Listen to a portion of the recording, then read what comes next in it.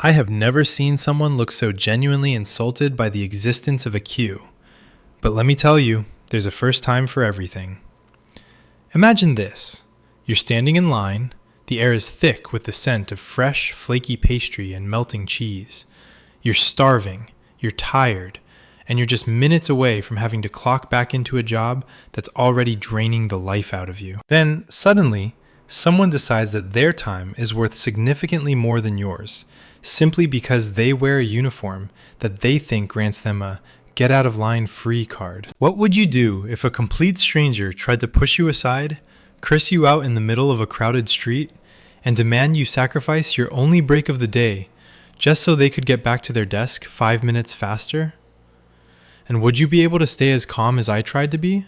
Or would you snap the moment that entitlement started spewing vitriol in your face? It was yesterday morning, around 10:02 a.m. Now, if you know anything about my town, you know that 10 a.m. is the absolute golden hour for the bakery across from the farmer's market. It's an institution.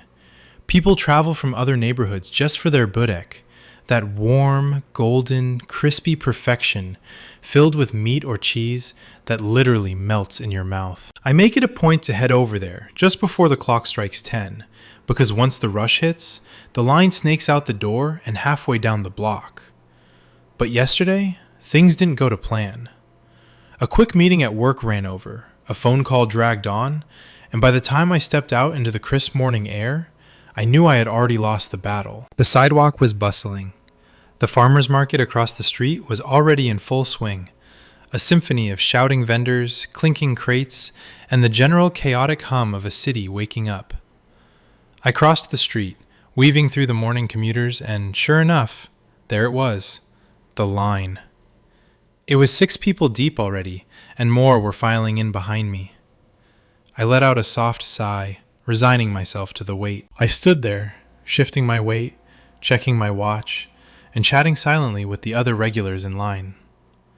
We all knew the drill. The 3 women working inside the bakery are legendary, absolute machines. They're old school, no-nonsense professionals.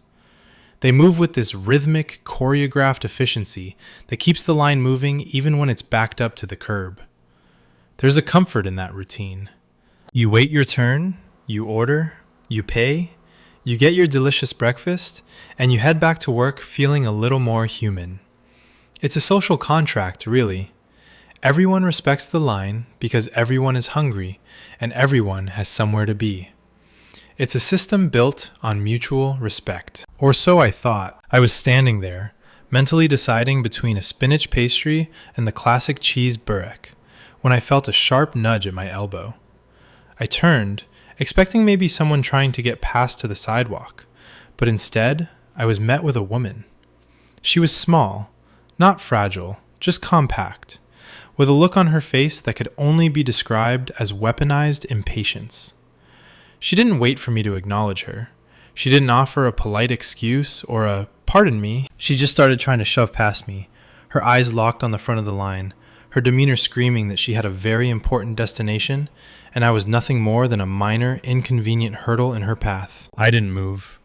I'm not the type to let someone just shoulder check me aside like I'm some kind of obstacle on a sidewalk. I planted my feet and looked down at her, not with anger, but with a kind of baffled curiosity. She wasn't even looking at me. She was looking at the back of the person in front of me, already calculating the seconds she'd save by jumping ahead. "Excuse me," she muttered, her voice tight and clipped, not even bothering to make eye contact. "I need to get through. I work at the money exchange office at the market, and I have a shift starting. I need to be fast." It was the tone that really got to me. It wasn't a request. It was a demand, delivered with the absolute, unshakable belief that her occupation as a money changer in the local market somehow bestowed upon her a diplomatic immunity from standing in line. As if the fact that she handled cash for other people meant her own time was legally more valuable than the time of every other human being standing on that pavement. I stood my ground, my hands tucked into my jacket pockets, my posture signaling that I wasn't going anywhere. I looked at the back of her head, then over to the guys standing in front of me. We all made eye contact, a silent, unspoken communication that happens when strangers find themselves in the same boat. It was a look that said, "Are you seeing this?" "You didn't ask me first," I said, my voice steady but loud enough for the people behind us to hear. I made sure to emphasize the lack of basic social grace. "And just so you know, I'm on my break too. We're all on our breaks. Everyone here has a job to get back to, and everyone here is hungry." She finally looked up at me, and her expression shifted from annoyed to truly, deeply insulted. Her eyes narrowed into slits, and her face flushed with a sudden sharp heat. "You don't understand," she snapped, gesturing vaguely toward the market across the street, as if the entire district should be bowing to her professional plight. "I work in the exchange office. People are waiting for me. Do you have any idea how much pressure that is? Move!" I felt a surge of cold, calm defiance. There's something about a person who thinks they're the main character in a world where everyone else is just an extra that really rubs me the wrong way. The guys in front of me, a construction worker with dust on his boots and an office worker in a crisp button-down, both turned around. The construction worker didn't say a word. He just folded his arms and gave her a slow, deliberate shake of his head. He wasn't budging.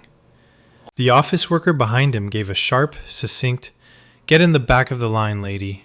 We're all waiting." The woman looked around, her eyes darting from face to face, clearly expecting someone to come to her rescue, to be the chivalrous soul who would let her cut ahead. But there was no one. The air in that line had shifted from a tired, hungry morning bustle to a united front. We were a group of strangers, brought together by the smell of baking dough and the shared annoyance of dealing with someone who refused to play by the rules of society. She wasn't used to this. You could tell by the way her lip curled, by the way she stiffened her shoulders, that this was a person who usually got her way by being loud, by being entitled, and by intimidating people into compliance. But here, she was just a person in a line, and she didn't like it one bit. The rejection didn't just bruise her ego. It seemed to set her off entirely. Up until this point, she had maintained a veneer of important person in a rush. But as she realized the wall of indifference we were presenting was made of stone, her composure snapped. She didn't just huff and retreat. She escalated. Suddenly, her demeanor shifted from entitled to something bordering on the unhinged. She planted her feet, crossed her arms, and began to mutter. And then, quite suddenly, she started shouting. But she wasn't shouting demands anymore. She was unleashing a string of words that felt like something ripped straight out of a folklore horror story. In this part of the world, we have a very specific culture of cursing. It's not just your standard foul language. It's these intricate, ancient, colorful, and sometimes downright bizarre strings of insults and bad omens. It's an art form, really, and she was clearly an expert. She started spewing these antique curses at us, wishing for our breakfast to turn to ash, for our luck to sour, for our families to suffer some vague metaphorical ruin. It was surreal. One second, we're talking about fresh burek, and the next, I'm being cursed out by a woman who looks like she should be holding a bundle of sage and staring into a crystal ball, all because she couldn't jump a line for a cheese pastry. The irony wasn't lost on me. Here she was, representing a money exchange office, supposed to be the image of reliability and order, and she was currently behaving like a person who had completely lost their tether to reality. I felt that familiar spike of irritation, the kind that makes your jaw tighten. I'm usually a live and let live kind of guy, but there is a limit. You can try to cut the line, you can be rude, you can even be a bit of a Karen about it. But when you start throwing personal curses at me and my fellow line standers just because we aren't rolling out the red carpet for you, that's where you lose me. The people around me were looking on in genuine shock. The older man in front of me actually stepped back a half pace, looking like he was worried she might physically lash out. But I had reached my breaking point. The absurdity of it, the sheer, unadulterated entitlement, it just made me want to shut the whole thing down. I turned fully to face her. I didn't shout. I kept my voice low, sharp, and very direct.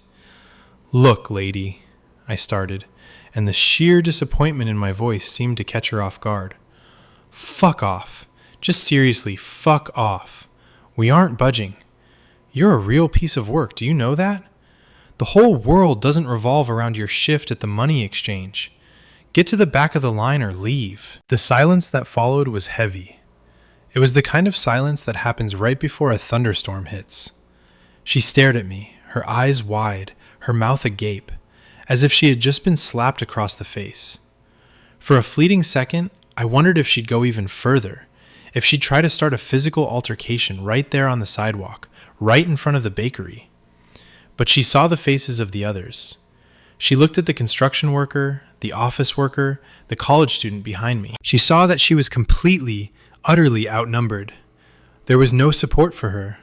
There was no leverage. She let out one final screeching noise, not even a word, just a sound of pure, concentrated fury. And she turned on her heel.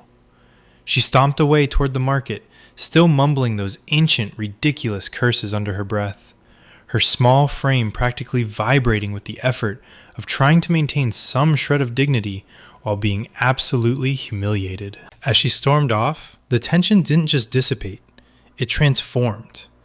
A wave of relief washed over the line, followed quickly by a collective, stifled laugh. The air, which had felt jagged and electric just seconds before, suddenly grew light again.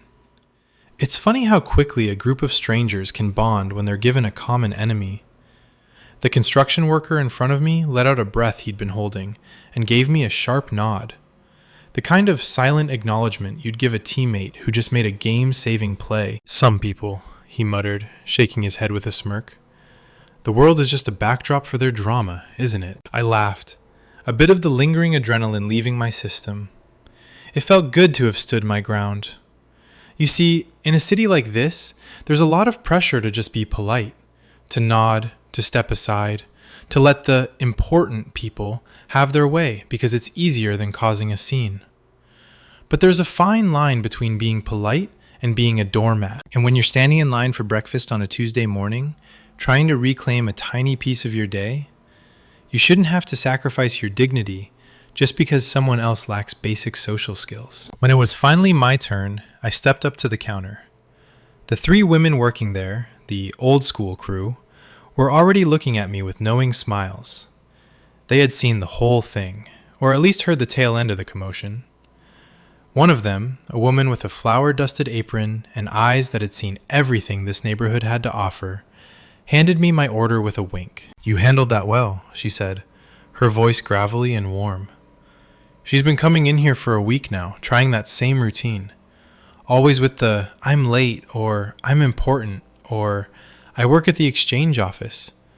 She thinks it works if she just pushes hard enough. I leaned against the counter, suddenly feeling much better.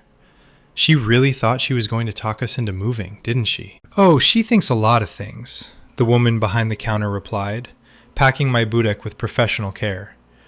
"But she's just making a scene for nothing. It's exhausting for us, really. It's nice to see someone finally tell her that the world doesn't stop just because she's in a hurry." As I stepped away from the counter, the guy who had been in front of me, the office worker, was waiting near the door, pocketing his change. He caught my eye and chuckled. It wasn't a mocking laugh. It was the laugh of someone who was just genuinely glad that, for once, the right thing happened. "That was great," he said, tapping his bag of pastries. "I really needed that today. I've been having a hell of a week, and watching her realize she had absolutely no power here was the best part of my morning." We walked out onto the sidewalk together, the morning sun hitting the pavement. For a moment, we weren't just 2 commuters on their way back to mundane jobs. We were part of a momentary, unspoken brotherhood of the bakery line. We exchanged a quick, "Have a good one," and went our separate ways, heading back toward our offices, back to the grind. But as I walked back toward my building, the smell of the warm, flaky pastry in my bag still drifting up to meet me, I couldn't help but think about the woman. It's pathetic, really, when you think about it. Imagine waking up every day and deciding that the best way to get through life is to treat everyone else like a piece of furniture that you can just push around whenever you feel like it. Imagine living your life with such a deep-seated, fragile sense of entitlement that a 5-minute wait for a piece of pastry can trigger a total breakdown. I've thought about it a few times since yesterday. I wonder if she ever actually learns, or if she'll be back there tomorrow trying to use her money exchange authority to cut in front of someone else. I suspect she'll be back. People like that rarely change because they're usually too busy blaming the rest of us for their own lack of patience. But here's the thing that keeps coming back to me, the part that actually makes me sit and wonder about the psychology of it all. It wasn't just about the Budek, was it? It wasn't just about being 5 minutes late to a shift at a money exchange. It was about a person who has clearly reached a point in her life where she feels entirely powerless unless she's exerting that power over someone else. Think about it. The desperation, the way she didn't just walk away when we said no, but instead felt the need to escalate into those ancient, bitter curses. It's a sad state of affairs when your internal peace is so fragile that a line of hungry people keeps you from feeling like the most important person in the room. It reminded me of something I've realized more and more as I get older. Most of the Karens or entitled people we run into, they aren't actually happy. They aren't thriving. They are people who feel like their world is constantly shrinking, and so they push against the edges to see if they can still make a dent. When she looked at us and realized she couldn't move us, she wasn't just losing a place in line. She was losing a battle for control that she probably plays out in a dozen different ways every single day. And the fact that we didn't just move, but that we actually stood our ground and told her no, that was probably the most direct feedback she's received in years. I walked back to my desk, the heat from the food still warming my hand through the paper bag. When I finally sat down and took that first bite, it tasted even better than usual. Not because it was the best burek in town, which it is, but because of the story that came with it.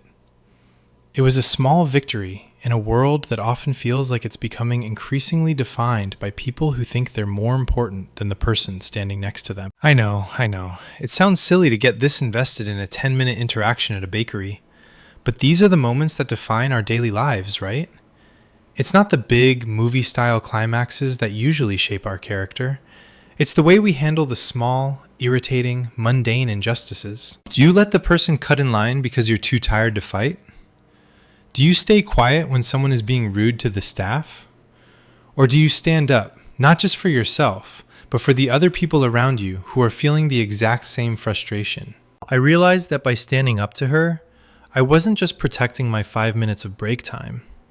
I was validating the experience of the guy behind me, the woman behind him, and the ladies working their tails off behind the counter. We were all silently thanking each other for not giving in. That sense of community, that shared understanding that we're all in the same boat and we're all going to be fair to one another, that's the real reason the bakery is so popular. It's not just the food. It's the ritual of it.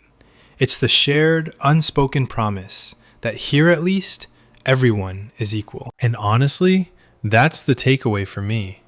If you're ever in a spot where someone is trying to push you around, trying to make you feel like your time is less valuable than theirs, remember that you don't have to be a pushover to be a good person. You can be firm. You can be direct. You can stand your ground. Sometimes a fuck off or a firm no is the kindest thing you can do for everyone involved, even for the entitled person, because maybe, just maybe, they'll think twice the next time they try to pull that same stunt. I'm curious though, and I want to hear what you guys think. Have you ever had a moment like this? Have you ever stood your ground in a situation where everyone else was just rolling over? I feel like we all have those stories, those little triumphs against the bullies of the world, and they're so much more satisfying than we give them credit for. Would you have reacted the same way, or would you have just let her pass to avoid the drama? Drop a comment below and let me know. I'd love to hear how you handle the main characters of the world. And hey, if you enjoy these kinds of stories, the little snapshots of life where justice is served in the most unexpected ways, make sure to hit that subscribe button. It helps the channel grow, and it keeps us all connected. I've been reflecting on this quite a bit since it happened. You know, we live in a world where we're constantly told to be the bigger person. We're told that if someone is being difficult or loud or aggressive, the smartest move is just to de-escalate, to ignore them, to let them have their moment and fade away into the background. And look, 99% of the time, I agree with that. Who wants to get into a shouting match over a pastry? Who wants to waste their precious mental energy on someone who is clearly having a bad day and decided to make it everyone else's problem? But there's a danger in that bigger person mentality. When you constantly shrink to accommodate the space takers of the world, you're not just being nice, you're reinforcing their belief that the world is a place where the loudest, most entitled person wins. When that woman was standing there, spewing those old world curses, words that sounded like they'd been passed down through generations just for moments like this, I felt a strange, almost electric sense of clarity. It wasn't about the 5 minutes of my break. It wasn't even about the burek. It was about the fact that she looked at us, a group of tired, working people just trying to get a bite to eat, and she saw us as obstacles. She didn't see people. She didn't see fellow commuters or parents or employees. She saw things that were blocking her path. That is the fundamental disconnect of an entitled person, isn't it? They've lost the ability to see the humanity in the people around them. And that's exactly why the reaction from the others in the line was so powerful. When the construction worker shook his head, when the office guy spoke up, when I finally told her to back off, we were collectively saying, no, we are not obstacles. We are people, and we are here. And we have just as much of a right to be here as you do. There is a profound, quiet strength in that kind of solidarity. It's like when you're on a subway car and everyone just kind of collectively decides to ignore the person acting out. But instead of ignoring her, we faced her down. We showed her that her tactics didn't work. I often wonder, what would happen if we all stood up like that more often? If we stopped letting the main characters bulldoze their way through our queues and our meetings and our lives, maybe the world would be a little less exhausting. Maybe these people, the ones who think their time is the only time that matters, would actually be forced to learn how to stand in line, just like the rest of us. It's about community, really. It's about the silent pact we make when we stand behind someone at a grocery store, or at a bus stop, or in a bakery. We're all agreeing to wait our turn. We're all agreeing that the person who got there first deserves to be served first. That's the baseline of civilization. When someone like that woman tries to tear that down, it's not just rude. It's an attack on the very structure of the society we're all just trying to navigate together. And that's why I don't feel bad about how I spoke to her. I wasn't being a piece of work. I was holding up my end of the bargain. I was making sure that the lady who had been waiting patiently for 10 minutes behind me didn't have to worry about getting pushed back another spot. I was looking out for the person in front of me who couldn't turn around and say something because they were busy ordering. It was an act of service in its own weird, small-scale, slightly aggressive way. The bakery was quiet for a few minutes after she left. The tension that had been hanging in the air like humidity just evaporated, replaced by this strange sense of camaraderie. I caught the eye of the lady working behind the counter again, the one who told me she'd been dealing with this woman all week, and she gave me a look that said, "You did the right thing." That was all the validation I needed. I didn't need a parade, I didn't need a thank you note. Just that look, and the fact that I got my breakfast and went back to my day, feeling like I'd actually stood for something. Life is full of these tiny battles. Some are bigger than others, sure. Some of them involve jobs or relationships or big life decisions. But the ones that happen at the bakery, the ones that happen on the sidewalk, those are the rehearsals for the big ones. If you can't stand up for yourself in a line, how are you going to stand up for yourself when the stakes are actually high? So I'm curious, have you had a moment where you were tempted to just fold, to just give in and be the nice one, but you decided not to? What was the outcome? Did it feel like a weight was lifted off your shoulders? Or did it feel like you'd opened a door you couldn't close? I suspect that for most of you, the answer is that it felt like taking your power back. We spend so much of our lives giving away our power to people who haven't earned it. It's time we stopped. It's time we started holding our space a little firmer. You know, the more I think about that morning, the more I realize just how much we've collectively been trained to suppress our own needs for the sake of other people's perceived emergencies. It's like a silent disease, this constant knee-jerk reaction to accommodate anyone who claims they are in a rush or more important. We've all been there. You're at the airport, at the grocery store, waiting at a red light, and some person in a flashy car or an expensive suit acts like their schedule is the only one on the planet that matters. And because we're decent, polite, civilized people, we think, fine, whatever, just go ahead. We step back. We shrink. We let them take the space that belongs to us by right of queue. But every single time we do that, we're essentially telling ourselves that our time, our patience, and our dignity are secondary. We are effectively teaching the world that if you are loud enough and pushy enough, you win. Is that really the world we want to live in? Is that the message we want to send to the people around us? Because I'll tell you, watching that woman storm off, realizing that her money exchange card didn't work here, was more than just a win for the line. It was a win for fairness. And let's talk about that environment for a second. The bakery is a community hub. It's not just a transaction. It's a social space where people from all walks of life, the student, the laborer, the office drone, the retiree, all converge for the exact same purpose, to get a bit of comfort. It's a great equalizer. A burek doesn't care if you work at a bank or if you're a construction worker. It tastes the same. And that's the beauty of it. When that woman tried to disrupt that, she wasn't just being rude to me. She was being rude to the concept of community. I've had people ask me since then, was it really worth the drama? You could have just let her go. And my answer is always the same. If I had let her go, I would have spent my entire breakfast break annoyed. I would have been thinking about it, stewing in it, feeling that familiar bitter taste of being pushed around. By saying no, I actually reclaimed my peace. I stood up, the tension released, and then I got to enjoy my breakfast. It was the opposite of drama. It was the resolution of it. Think about how many times you've had a Karen experience where you didn't speak up. Maybe it was at the DMV or at a concert or even in a family gathering where someone just wouldn't stop overstepping. We often walk away from those moments feeling hollow, like we failed a test of character. But the moment you stand your ground, even when your heart is pounding and your voice is shaking a little, you feel a shift. It's like your spine straightens just a little bit more. You realize that you have agency, you have a voice, and you don't have to let anyone dictate the terms of your day. This story, as small as it is, really feels like a microcosm of a much bigger issue.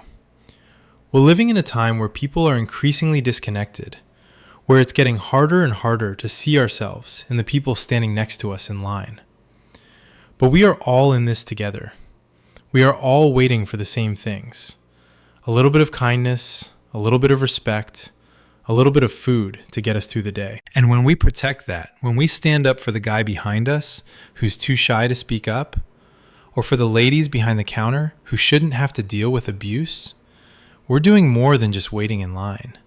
We're building a culture. It's easy to be a bystander.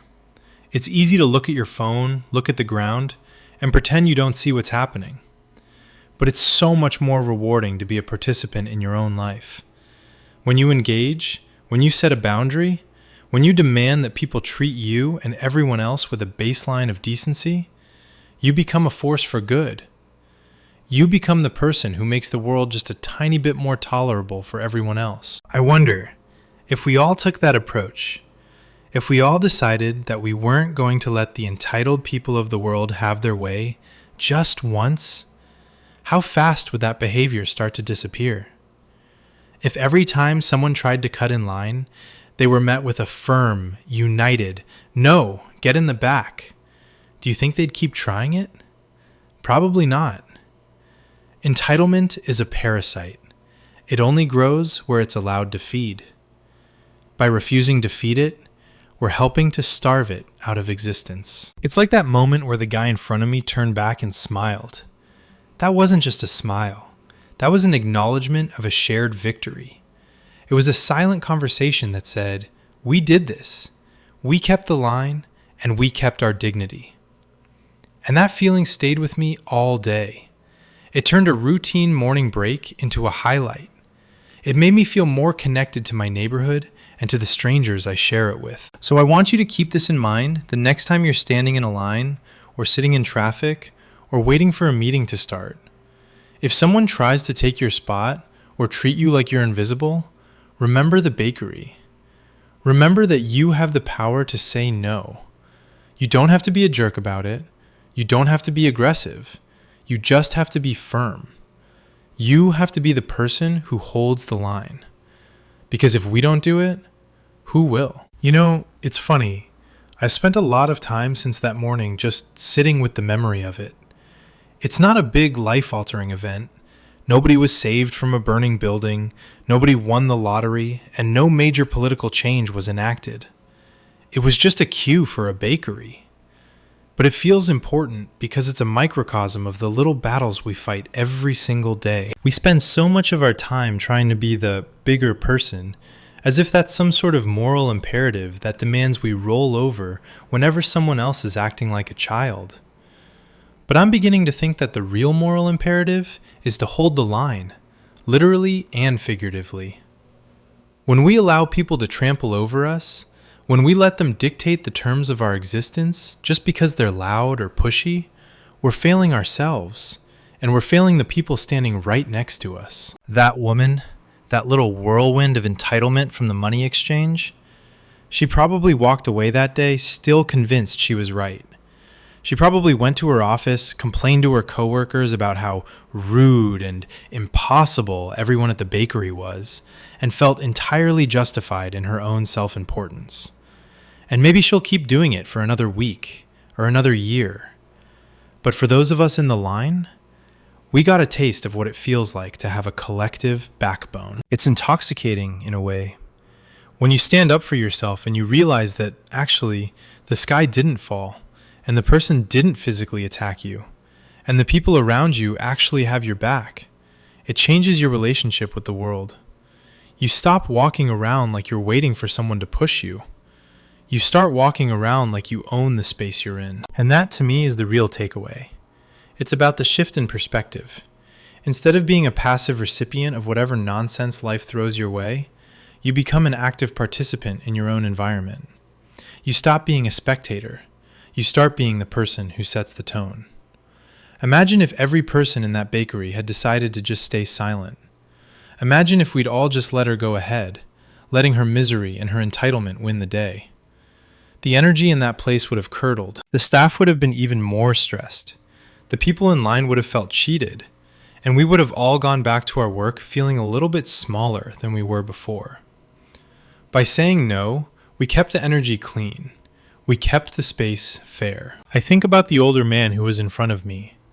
He looked so relieved when I spoke up. It's easy to forget that not everyone has the capacity or the inclination to be the one who says the hard thing. Some people are just tired. They're dealing with things we know nothing about.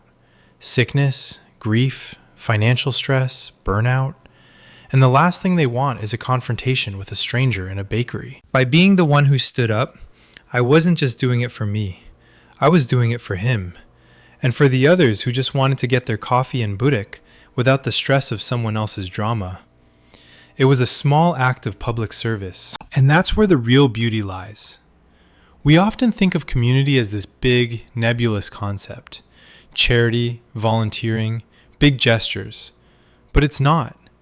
Community is the guy in front of you in line who smiles when you tell the jerk to go to the back. It's the worker behind the counter who gives you a nod of appreciation because you made their job just a tiny bit easier. It's the shared, silent acknowledgement that we are all in this and we all deserve to be treated with respect. That's what holds the world together. Not the big stuff, but the way we treat each other in the mundane, everyday moments. I've been wondering if I should go back there tomorrow just to see if she's there. But no, that would be silly. I'm just going to go on with my life, and maybe the next time I'm in a queue and I see someone acting like they're the center of the universe, I won't hesitate.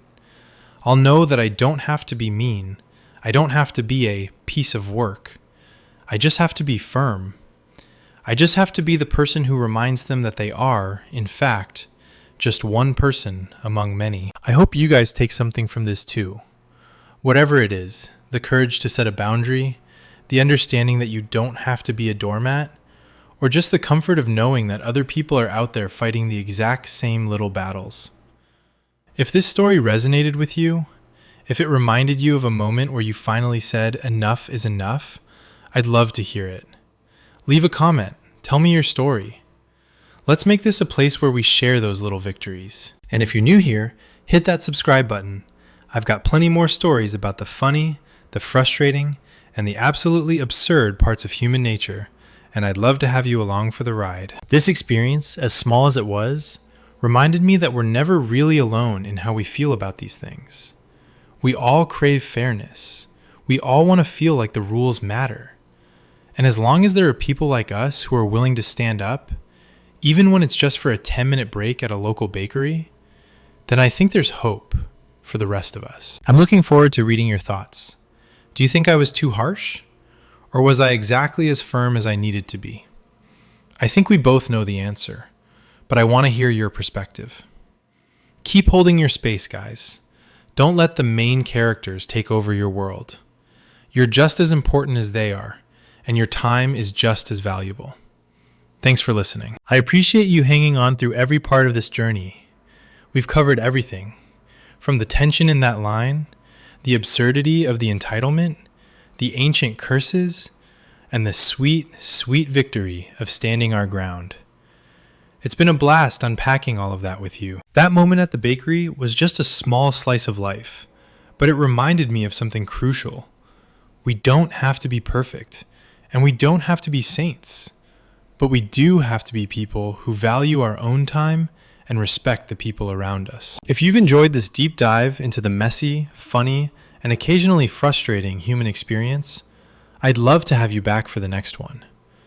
We're building a space here where we can talk about the things that actually matter in our day-to-day lives, the little wins, the small stands, and the moments that remind us that we aren't alone in this. Before you head off, if you've got a story about a time you stood up to an entitled person, or a moment where you just had to say enough is enough, please drop it in the comments below. I read them all, and I love hearing how you guys handle the main characters of your own lives. And if you haven't already, do me a huge favor and hit that subscribe button. It's the best way to make sure you don't miss the next time we break down a story like this. It's been a pleasure telling this story to you. Stay firm, stay fair, and remember, you don't have to let anyone cut the line of your life. See you in the next video.